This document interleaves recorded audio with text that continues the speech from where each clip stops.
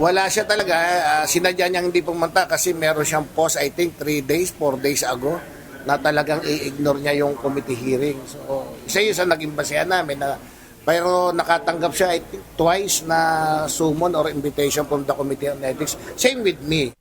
No-show si Cavite 4th District Representative Francisco Kiko Barsaga sa pagdinig ng House Ethics and Privilege Committee ngayong araw, kaugnay ng reklamo laban sa kanya. Ayon kay Manila 2nd District Representative Rolando Valeriano, tila sinadya ng batang kongresista ang hindi pagsipot sa naturang hearing. Nauna nang nag-post sa social media si Barsaga na babaliwalain niya ang pagtawag sa kanya ng komite. Para kay Representative Valeriano, hindi na bago sa kanila ang ugaling ito ni Barsaga, lalo na at ganito na rin ang ipinakita nito sa nakaraan pang mga hearing ng Ethics Committee. Ugali niya yan, kung matatanda niya, yung unang suspension niya, parang 3 to 4 times kami nag-hearing. Isang beses lang siya dumating at yung merong hearing na lahat kami, gumising nga na maaga to attend the hearing. Respetado namin yung Committee on Ethics. Pero ang sagot niya, kaya hindi siya dumating kasi nagbi-video game siya. O nagko-computer siya, napuyat siya. So yun, makikita mo yung pattern na nilalaro niya yung sitwasyon. And I hope na maging aral sa kanya to.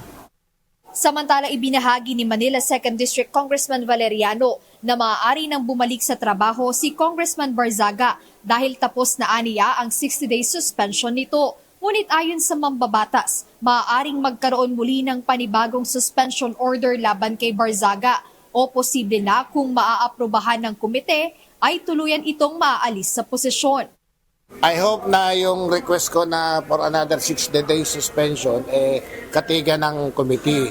So siguro malalaman natin tomorrow kasi merong order ang plenary sa kanila na to assess and after that submit the recommendation of the committee. So by tomorrow nangako naman sila na gagawin nila dahil immediately o forthwith, di ba? At malalaman natin kung natuloy yung 60-day suspension or baka expulsion. I do not know kung ano magiging wisdom ng Committee on Ethics.